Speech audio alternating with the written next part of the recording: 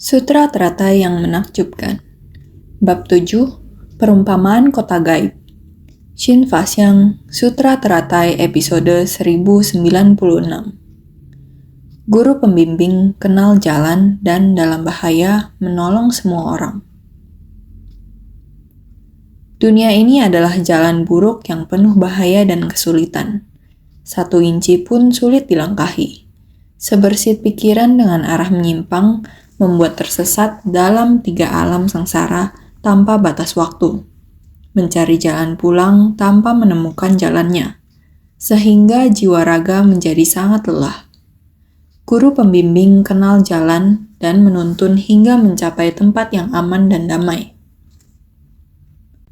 Betapa menyedihkan hidup ini, karena tiada keteguhan, kita pergi dan datang ke dunia ini. Tidak tahu dari mana datangnya dan akan pergi kemana. Ini adalah kita manusia. Menderita karena sepenuhnya di luar kendali kita. Tidak dapat kita kendalikan dikarenakan batin kita tidak tenang. Kita bahas begitu panjang. Semua orang telah memahami bahwa setiap orang memiliki sifat hakiki tatata. Setiap orang memilikinya. Kalpas banyak putiran debu yang lalu, telah mendengarkan ajaran kendaraan besar. Hanya saja kesadaran kita, kebijaksanaan dari kesadaran kita agak buruk. Maka dengan mendengarkan di sana dan menjalin jodoh yang mendalam dengan 16 Ramanera, dimulai seperti ini. Kita setiap orang dan Sramanera pada saat yang bersamaan melatih diri di tanah Buddha yang berbeda. Selama kehidupan ke kehidupan, tetapi melatih diri dan juga mendengarkan Dharma. Jika Dharma dapat terserap ke dalam batin, maka batin akan tenang. Jika Dharma tidak dapat terserap dalam batin, maka sifat kita akan mengambang. Mengambang-ngambang, muncul tenggelam. Batin tidak dapat tenang. Terkadang membangkitkan tekad menuju ke depan, terkadang tertinggal dan menyia-nyiakan kehidupan kita. Terkadang tekad pembinaan menjadi mundur. Di kehidupan yang penuh kerisauan, kita tetap berada di jalan yang penuh bahaya, datang dan pergi dalam 3 alam sengsara. Oleh karena itu, jalan kehidupan di dunia ini adalah tempat berdiam dari 5 alam kelahiran kembali. Bila kita bertekad untuk membina diri, maka akan mencapai kebudaan. Begitu kita kehilangan sebersit niat itu, maka akan berada di penderitaan 3 alam sengsara. Ini adalah tempat di mana 5 alam kelahiran kembali berada. Ini adalah kuncinya. Jadi kita melihat banyak penderitaan pada makhluk hidup. Kita dapat menghayati bahwa di dunia terdapat banyak ketidakkekalan. Kita juga dapat memberi kesaksian pada Buddha Dharma di zaman modern saat ini. Membuktikan adanya Buddha Dharma, seperti yang dikatakan Sang Buddha dalam sesaat, dalam waktu sebersit pikiran, seseorang dapat memberikan persembahan kepada para Buddha. Di seluruh 200.000 koti negeri Buddha, bisakah itu dilakukan saat ini? Bisa dilakukan. Teknologi sekarang sangat berkembang, hanya perlu Anda menggerakkan sebersit niat pikiran Anda. Sekarang banyak hal yang dikatakan di jaringan internet. Asalkan tangan Anda tekan klik saja, jaringan internet akan menyebar kemana-mana. Tidak peduli berapa banyak negara, tidak peduli berapa banyak orang. Apa yang diinginkan, apa yang ingin diketahui, dengan hanya klik saja, beberapa banyak orang yang bisa mendapatkan berita dalam seketika. Hal yang membawa sukacita dan ajaran yang bermanfaat harus berbagi dengan semua orang. Memberi persembahan Dharma dalam sekejap telah melampaui 200.000 koti negeri Buddha. Yang dimaksud dengan 200.000 koti negeri Buddha yakni dunia pada batin semua orang. Sekarang asalkan sebersit niat pikiran kita bergejolak, batin Anda telah dapat menjangkau kemana-mana. Begitu banyak tempat, begitu jauh. Di dalam Sutra Amitabha, bukankah dikatakan demikian? Waktu sekejap dapat memberi persembahan, 100.000 koti negeri Buddha. Ini hanya sebersit pikiran. Bukankah di dunia sekarang ini dalam satu kalimat ini? Kalimat ini di dalam kitab sutra bisa dilihat pada dunia saat ini. Tetapi satu pikiran buruk bisa jatuh ke neraka. Karena satu pikiran buruk muncul, satu niat pikiran buruk dalam pikiran kita bisa menciptakan neraka. Sama juga, sejak jaringan internet menjadi universal, jaringan ketidaktahuan telah menjadi perangkap semua orang, membuat semua orang memasuki jaringan ketidaktahuan, tidak mengetahui prinsip kebenaran, juga tidak dapat memahami dharma yang menakjubkan. Jadi di tempat itu, dalam jaringan ketidaktahuan, menerima penderitaan dan kesusahan. Pikiran kita muncul tenggelam di tempat tersebut, dan begitu banyak risauan di tempat tersebut. Berada di dalam jaringan ketidaktahuan, dunia ini adalah jalan buruk yang penuh bahaya dan kesulitan. 1 inci pun sulit dilangkahi. Sungguh sangat sulit. Berpikir bagaimana caranya membebaskan batin saya.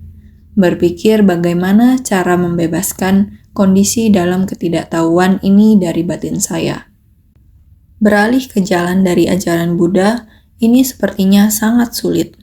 Sama seperti kita yang menuju ke jalan yang berbahaya, kosong tidak ada orang.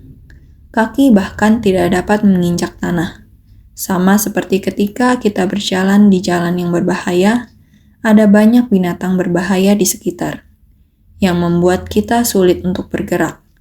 Bahkan jika ingin berlari atau berjalan, namun tidak berdaya. Ini adalah bahaya di dunia. Sulit untuk mengambil langkah bahkan seinci saja. Ini benar-benar hal yang sangat sulit. Sehingga sebersit niat yang arahnya menyimpang membuat tersesat. Sebersit niat yang arahnya menyimpang akan membuat tersesat dalam 3 alam sengsara tanpa batas waktu. Sangat lama. Kita menciptakan karma di dunia, menerima hukum penjara seumur hidup. Selamanya berada di dalam penjara tanpa memiliki kebebasan. Selamanya berada di sini, di luar kendali kita sendiri. 3 alam sengsara, yakni alam neraka, alam setan kelaparan, dan alam binatang. Di alam neraka tiada batas waktunya. Dari kehidupan ke kehidupan, menderita di alam binatang tanpa memperoleh kebebasan. Di alam setan kelaparan tidak berujung. Kapan kita bisa memperoleh kebebasan? Ini adalah sebersit niat yang arahnya menyimpang akan tersesat dalam 3 alam sengsara tanpa batas waktunya. Ini adalah sangat panjang dan lama.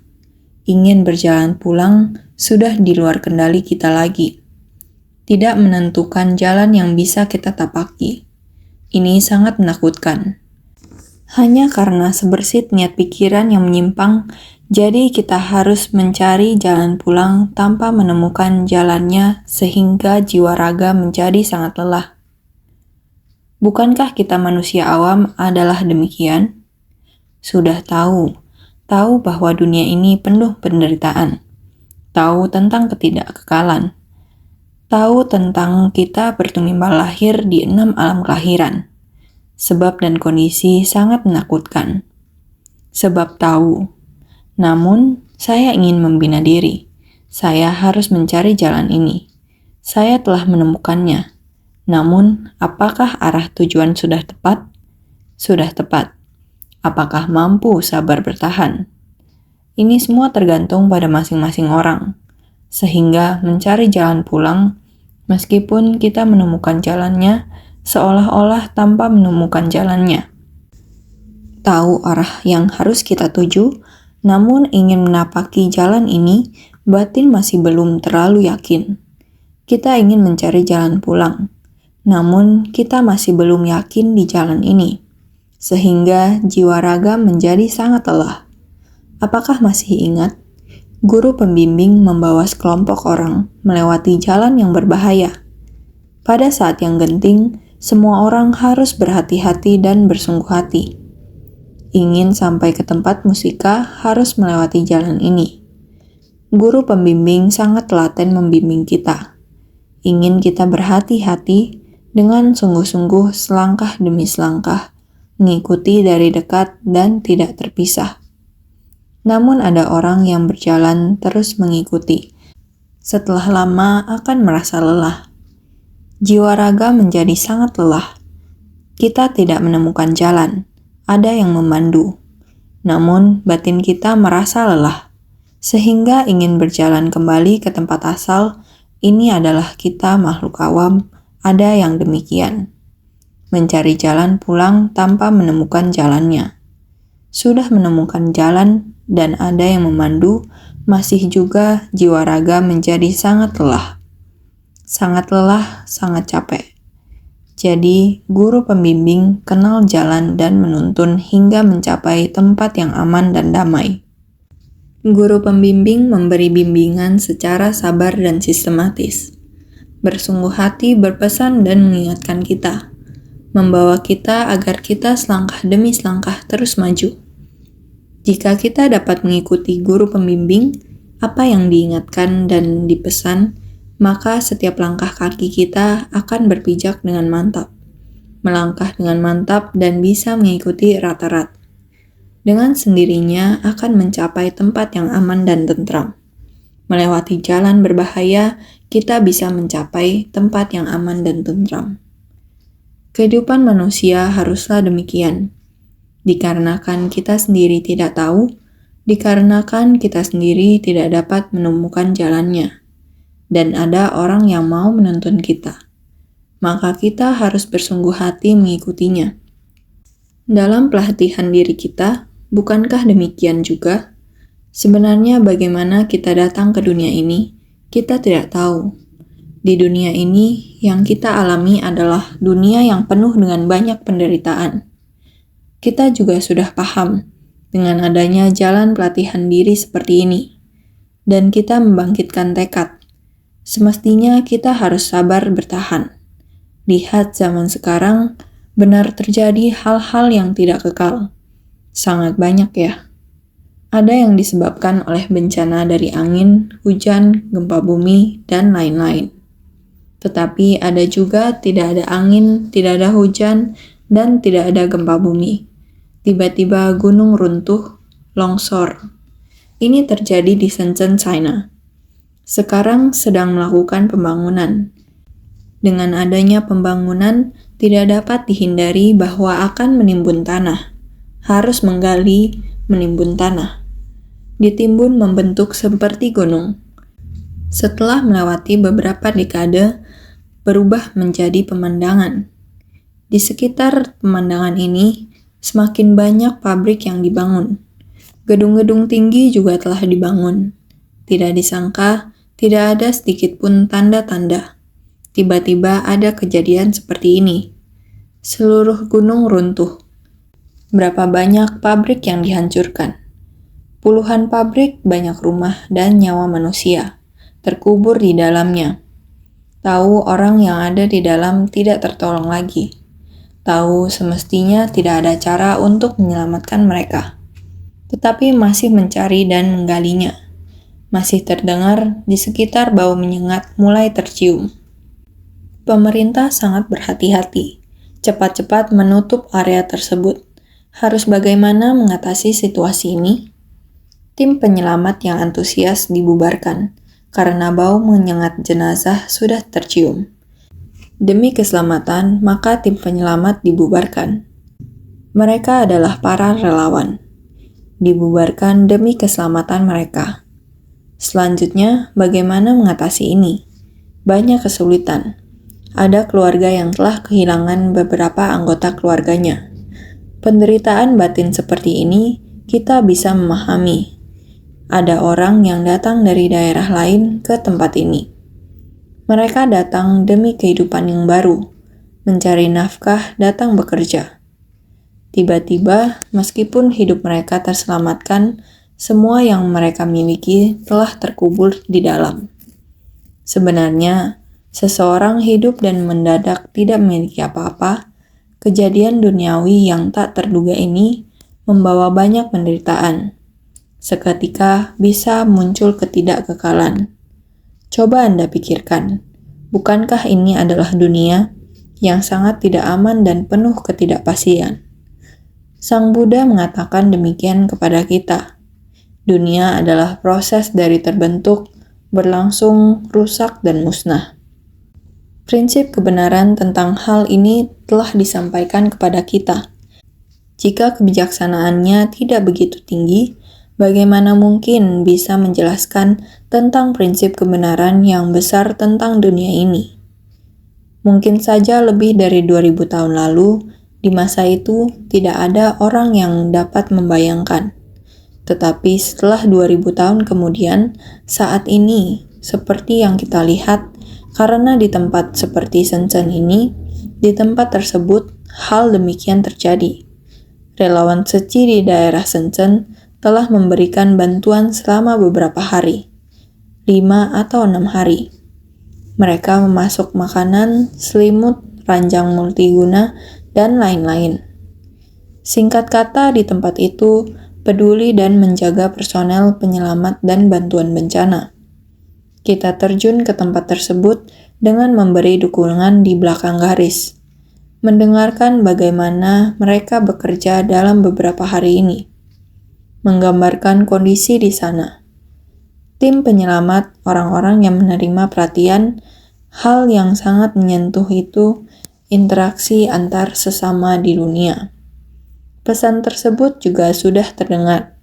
Orang yang terluka di dalam rumah sakit, setelah kita dekati, mereka sangat terharu. Melihat insan suci menyayanginya dan memeluknya. Memeluknya dengan erat. 1-2 menit pun tidak ingin melepaskannya.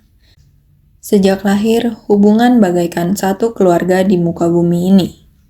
Walaupun tidak saling kenal, mereka dari tempat lain menjalani kehidupan di sana, juga menghadapi kesulitan seperti ini. Melihat sekelompok orang yang tidak saling kenal, bahkan lebih dekat daripada keluarga sendiri, jauh lebih mencintai mereka. Maka mereka sangatlah tersentuh, saling berpelukan seperti ini. Berpelukan dengan erat tanpa ingin melepaskannya. Dengan begini menjelaskan, kamu jauh lebih dekat daripada keluarga saya, jauh lebih mencintai saya. Betul, inilah yang Sang Buddha ajarkan kepada kita, bahwa para bodhisattva tidak tega melihat penderitaan para makhluk. Penderitaan yang memiliki wujud dan rupa ini tentunya adalah penderitaan. Pada kenyataannya, sebenarnya penderitaan tidak memiliki wujud dan rupa. Bisa lebih menderita yang memiliki wujud dan rupa. Hanya merupakan sebuah penderitaan dalam periode waktu tertentu. Dalam satu kehidupan, penderitaan yang demikian, namun penderitaan dari kerisauan tanpa wujud, inilah yang menyebabkan penderitaan tiada terkira. Penderitaan dari kehidupan ke kehidupan, karena itu kita selalu mengatakan, sebersit pikiran dengan arah menyimpang, membuat tersesat dalam 3 alam sengsara tanpa batas waktu. Ini adalah sebersit niat pikiran, selamanya berada di jalan yang berbahaya di dunia. Jalan yang berbahaya dan buruk ini selalu seperti orang di dalam mimpi. Hidup itu seperti mimpi. Ketika kita dalam tidur, kita juga bermimpi. Kita tidak dapat mengendalikan hidup kita. Bahkan mimpi saat kita tidur lebih menakutkan lagi. Pikirkan tentang itu. Setiap inci langkah yang sangat sulit. Oleh karena itu, sebersit pikiran dengan arah menyimpang, ini sama halnya ketika kita menyimpang, akan membuat tersesat dalam 3 alam sangsara tanpa batas waktu. Ketika orang menghadapi yang berwujud seperti ini, ada bodhisattva dunia yang menaruh perhatian kepada mereka. Namun dengan yang tidak berwujud, sekali kita menyimpang, sekalipun Buddha ada di hadapan kita, bila tiada jalanan jodoh, kita juga tidak akan terselamatkan. Bahkan bodhisattva akan bisa membawa kita keluar. Meskipun mereka sudah berusaha, Ini adalah jalan berbahaya dari batin. Ini merupakan penderitaan. Jadi mencari jalan pulang tanpa menemukan jalannya. Kita mencari ke sana dan kemari. Tidak mudah. Namun di tengah jalan kita menjadi malas dan mundur. Ini merupakan penderitaan yang lebih besar lagi. Jadi kita haruslah bersungguh hati. Beginilah Sutra Teratai menjelaskan secara detail kepada kita. Karena itu, kita harus senantiasa bersungguh hati. Di dalam syair sebelumnya, dengan jelas mengatakan demikian. Buddha Sakyamuni berkata, "Aku adalah salah satu di antara 16 orang itu, dan pernah pula mengajari kalian. Itu sebabnya aku menggunakan metode terampil untuk menuntun kalian ke arah kebijaksanaan Buddha. Melalui sebab musabab mendasar ini, sekarang aku membabarkan Sutra Teratai, memungkinkan kalian untuk memasuki jalan kebudaan. Berhati-hati dan jangan menyimpan kecemasan." Sutra Teratai Bab 7, Bab Perumpamaan Kota Gaib. Buddha dengan penuh welas kasih mengajarkan ini kepada kita, tentang sebab dan kondisi sejak kalpa tak terhingga yang lalu. Buddha mengajarkan agar kita bersungguh hati dan menerima ajaran. Sudah ada seseorang guru pembimbing yang menuntun kita. Setiap langkah adalah nyata. Guru ini menuntun kita menuju ke arah kebijaksanaan Buddha. Ini adalah sebab dan kondisi. Sebab dan kondisi masa lalu. Sekarang, guru ini juga mengajarkan Sutra Teratai kepada kita. Lebih dari 2000 tahun yang lalu, Buddha Sakyamuni telah mengajarkan Sutra Teratai. Semua ini adalah untuk menuntun semua orang untuk memasuki jalan kebudaan dan menyadari kebijaksanaan Buddha. Sekarang guru ini mengingatkan kita kembali. Berhati-hati dan jangan menyimpan kecemasan. Jangan takut. Sutra Teratai mengajarkan tentang jalan Bodhisattva. Ketika semua orang menapaki jalan Bodhisattva, semua orang masuk ke tengah orang banyak. Pikirkanlah, ini adalah kewelas asihan Buddha. Berikutnya disebutkan, ibarat ada sebuah jalan berbahaya dan buruk, jauh dan terpencil. Terdapat banyak hewan beracun, kemudian tiada air dan tumbuhan, tempat yang ditakuti orang-orang. Puluhan juta tak terhingga orang-orang ingin melewati jalan berbahaya ini. Jalan ini adalah sangat jauh, membentang hingga 500 yojana. Sutra Teratai Bab 7, Bab Perumpamaan Kota Gaib.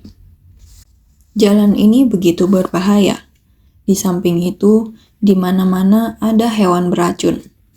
Jalan kehidupan manusia saat ini seandainya tidak berhati-hati, tidak peduli di sekitar kita, juga banyak hewan buas dan beracun, maka kita harus sungguh berhati-hati. Lebih-lebih jalan sangat panjang. Tidak ada air, tidak ada tumbuhan, tidak ada bahan makanan. Ini adalah satu bagian jalan yang sangat berbahaya. Semua orang takut. Banyak orang juga harus melewati jalan ini. Jalan ini sebenarnya sangat luas, juga sangat panjang. Sangat jauh. Ada seberapa jauh? Harus melewati 500 yojana. 5 alam ini, 5 alam kehidupan ini, merujuk pada tempat berdiam dari para makhluk. Di 5 alam kehidupan adalah kita melakukan perbuatan baik, terlahir di surga. Ada menjalankan 5 sila di alam manusia. Satu niat pikiran bergejolak, tidak mengikuti aturan, maka akan terjerumus ke dalam 3 alam rendah. Maka jalan kebajikan baru ada 2/5 bagian. Jalan yang berbahaya ada 3/5 bagian. Semuanya harus bersungguh hati. Apalagi alam manusia sangat berbahaya. Satu niat baik menciptakan berkah. Satu niat jahat menciptakan kejahatan. Lihat, hal yang ada di alam manusia adalah tidak ada kuasa diri sendiri. Apakah mau menciptakan kebajikan dan terlahir di surga, atau mau menapaki jalan bodhisattva? ataupun menciptakan kejahatan terjerumus ke tiga alam sengsara. Harus lihat sebersih niat pikiran kita. Oleh karena itu, pada ketika itu terdapat seorang guru pembimbing, berpengetahuan hebat dan memiliki kebijaksanaan. Dengan pikiran jernih dan tekad bulat, dalam kondisi berbahaya berusaha menyelamatkan semua orang dari kesulitan. Orang-orang ini semuanya sudah lelah dan memberitahukan guru pembimbing. Kami sekalian sekarang sudah kelelahan. Di sini ingin mundur dan kembali. Sutra Teratai Bab 7, Bab Perumpamaan Kota Gaib. Bagian dari naskah ini mengatakan, di zaman itu, di saat semua orang berpikir hendak membina diri, harus melewati jalan yang panjang ini. Jalan panjang yang sangat berbahaya dan sulit. Saat itu ada seorang guru pembimbing yang agung, berpengetahuan hebat dan terpelajar, memiliki kebijaksanaan agung. Ini adalah perumpamaan Buddha. Dengan pikiran jernih dan tekad bulat, dalam kondisi berbahaya, berusaha menyelamatkan semua orang dari kesulitan. Memahami segala fenomena dan prinsip, memiliki tekad bulat, tanpa sedikit pun keraguan. Ini adalah perumpamaan kalau Buddha muncul sebagai respon. Di jalan buruk yang berbeda ini, mencabut penderitaan samsara daripada para makhluk.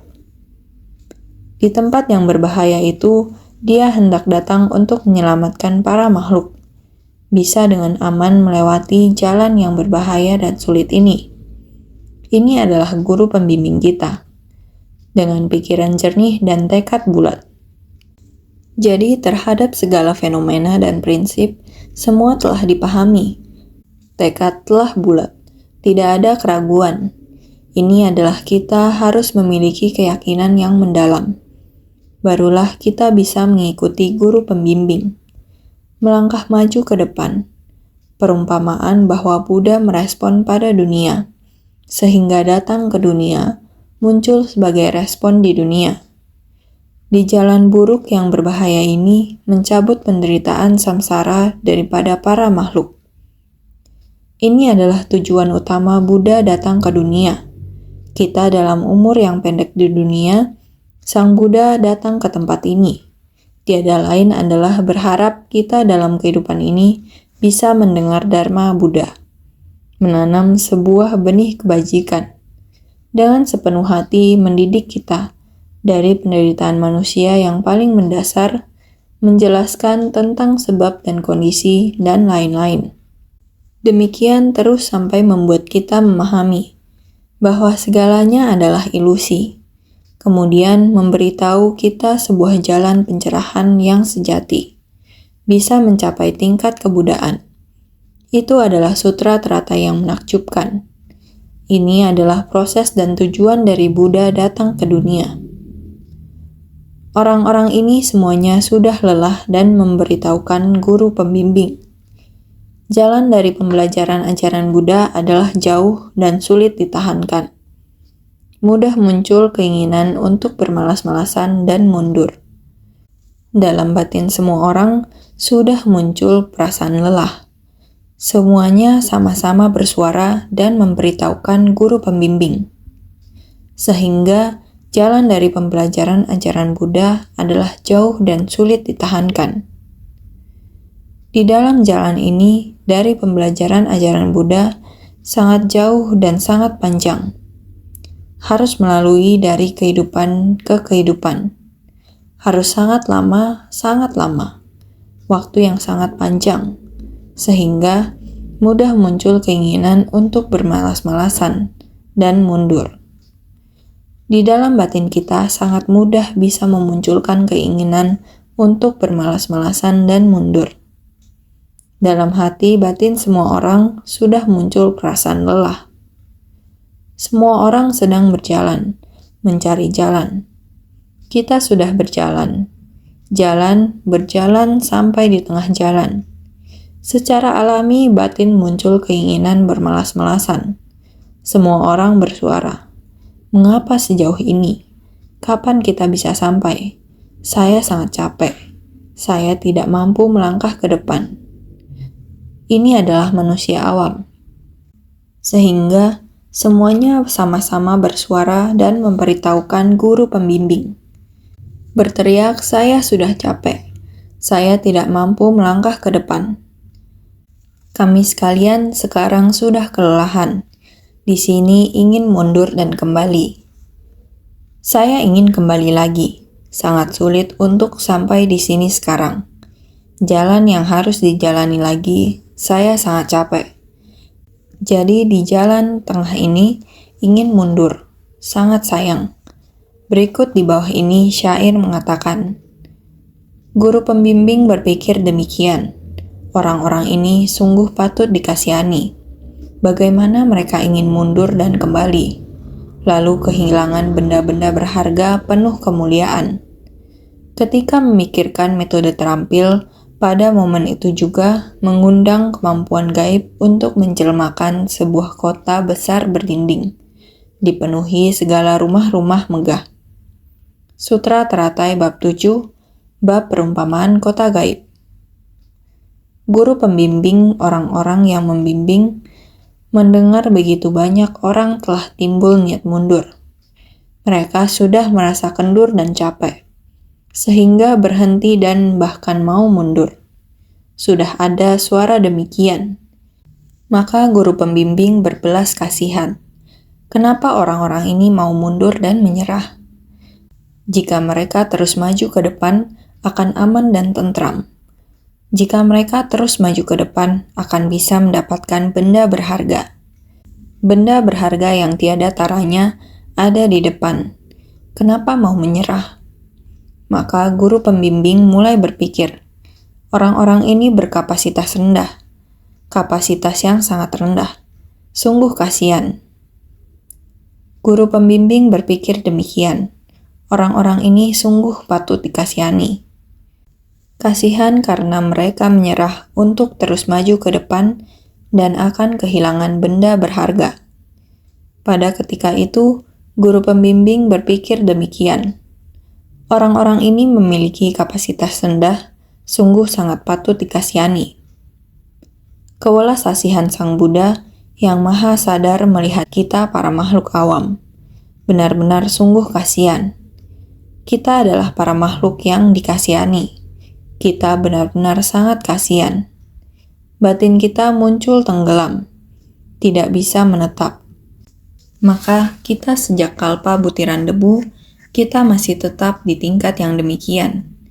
Maka kita sendiri harus senantiasa berintrospeksi. Kita harus segera membangkitkan arah tujuan dan tekad. Kita harus segera mungkin membangkitkan arah tujuan dan tekad. Jika kekuatan tekad kita sudah ditingkatkan, kita harus mengarah kepada arah jalan yang benar, dan terus maju mengikuti jalan ini.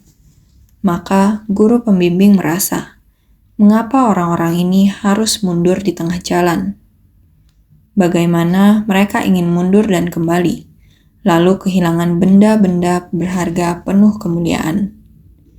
Mengapa harus demikian? Terus berjalan maju ke depan. Pasti akan mencapai tempatnya Tathagata. Ini adalah benda berharga penuh kemuliaan. Untuk dapat kembali pada sifat hakiki kita yang demikian adanya, kita hanya butuh sedikit berusaha. Dengan sendirinya akan dapat kembali ke tempat yang aman. Benda-benda berharga penuh kemuliaan dari Tathagata. Kita sudah hampir mendapatkannya. Mengapa kita harus melepaskannya? Maka seketika memikirkan metode terampil, pada momen itu juga menggunakan kemampuan gaib. Seketika memikirkan metode praktis dan terampil, pada momen itu juga menggunakan kekuatan gaib untuk menjelmakan satu kota. Guru pembimbing tidak membiarkan orang-orang ini mundur di tengah jalan. Tidak meninggalkan kita para makhluk.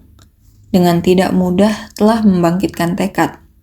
Tahu kita setiap orang memiliki sifat hakiki kebudaan. Akan tetapi, hanya sifat batin tidak bisa tenang. Kondisi luar benar banyak jebakan, sehingga membuat batin kita akan timbul tenggelam. timbul ke atas dan tenggelam ke bawah lagi. Ini sungguh sangat menyayangkan. Oleh karena itu, seketika memikirkan metode terampil pada momen itu juga menggunakan kemampuan gaib. Jadi dengan cepat memikirkan bagaimana mendorong mereka lagi, bagaimana membangkitkan semangat mereka. Giat semangat untuk melangkah maju ke depan. Ini harus menggunakan metode praktis dan terampil. Kita sering membiarkan Buddha merancang metode terampil. Dari kehidupan ke kehidupan, selalu demikian adanya. Setiap kali harus memulai lagi. Benar-benar penderitaan tak tertahankan. Sang Buddha penuh welas asih tetap dari kehidupan ke kehidupan untuk kalpa sebanyak butiran debu adalah demikian adanya. Satu kehidupan demi satu kehidupan, sekali demi sekali, terus-menerus menuntun kita di tengah jalan. Ketika lelah berpikir ingin mundur dan kembali, ini harus pikirkan caranya lagi. Jadi, memikirkan metode praktis dan terampil, pada momen itu juga menggunakan kekuatan gaib. Harus mengajarkan banyak hal, harus memulai dari awal lagi. Dengan kekuatan gaib, dia harus menjelmakan satu kota. Untuk menjelmakan satu kota. Kalian lihat, sudah ada tempat di depan. Kita bisa melihatnya. Meskipun masih jauh, namun kita bisa melihatnya. Ayo terus maju ke depan lagi. Jadi, menjelmakan satu kota sebagai perumpamaan. Menjelmakan sebuah kota besar berdinding. Bukan benar-benar ada pada awalnya, tetapi diadakan melalui metode terampil. Makanya disebut menjelmakan. Dayana adalah kota, sila adalah dinding. Oleh karena itu, menjelmakan sebuah kota besar berdinding. Berarti bukan benar-benar ada pada awalnya. Bukan benar-benar awalnya sudah ada. Ini dibuat dengan menggunakan metode terampil. Menyampaikan kepada Anda tentang hukum sebab akibat. Menyampaikan kepada Anda tentang Vaipulya. Menyampaikan kepada Anda tentang prajna.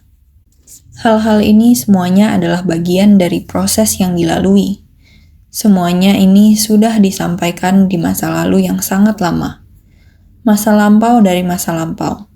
Masa lampau juga tidaklah abadi. Banyak hal berharap kita didiskusikan sekarang. Jadi, bukan benar-benar ada pada awalnya. Bukan awalnya sudah ada. Ini ada dengan menggunakan metode terampil. Kota gaib itu tempat di depan yang disampaikan kepada kita. Disampaikan kepada kita, jadi bukan sesuatu yang nyata. Tetapi dia berkata kepada semuanya, lihatlah, kita hampir mencapai tempat untuk istirahat. Sebenarnya, mereka belum sampai. Masih sangat jauh dari tempat kita sekarang. Untuk mencapai kebudayaan masih sangat jauh. Tetapi, Buddha harus menggunakan sebuah metode terampil untuk membuat kita bergerak maju. Sebenarnya, Buddha memberitahu kita, sifat hakiki tata ada pada lahan batin kita. Kita telah tersesat, berada di luar dan tidak bisa berputar haluan kembali. Karena berputar dan tidak bisa kembali, sehingga harus menggunakan metode terampil, agar kita bisa berputar kembali. Jadi, makanya disebut menjelmakan. Dayana adalah kota, sila adalah dinding. Dinding merupakan bagian luar kota. Harus ada sebuah kota yang mengelilingi, melindungi kita supaya tidak diganggu. Sehingga negeri dulu memasuki pintu kota, dalam kota ada istana kerajaan. Yang penting-penting semua ada dalam kota. Ada di dalam kota. Ada di bagian luar kota. Sehingga dinamakan dinding kota. Kota yang merupakan bagian dalam, dinding merupakan bagian luar yang mengelilingi. Sehingga disebut dipenuhi segala rumah-rumah megah. Dalam kota ada begitu banyak rumah-rumah megah. Dipenuhi segala rumah-rumah megah. Kekuatan dari sila, samadhi, dan prajna dapat memperagung faktor-faktor menuju pencerahan, dinamakan rumah. Segala rumah-rumah, segala kondisi daripada pandangan kekosongan. Rumah-rumah megah mengumpamakan sila, samadhi, kebijaksanaan. Kita dalam melatih diri harus menggunakan sila. Menaati sila, melatih samadhi. Kekuatan melatih kebijaksanaan ini menyemangati kita tidak jauh lagi akan sampai. Menggunakan sila, samadhi, dan kebijaksanaan untuk menenteramkan batin kita. Kita harus meningkatkan batin samadhi. Kekuatan kebijaksanaan melangkah maju ke depan. Inilah sebagian demi sebagian. Dalam kota sangat megah. Ada istana kerajaan dan lainnya. Tempat yang megah semua ada di dalam kota. Ini sangat megah, sehingga dinamakan rumah. Segalanya yang ada di dalam kota, semuanya disebut rumah. Segala kondisi daripada pandangan kekosongan. Membuat semua orang baik-baik merenungkan. Rumah ini ataupun istana kerajaan, kota ini juga dibangun oleh manusia. Manusia membangun kota, sehingga dikatakan dulu, Qin Shi Huang membangun tembok besar puluhan ribu mil.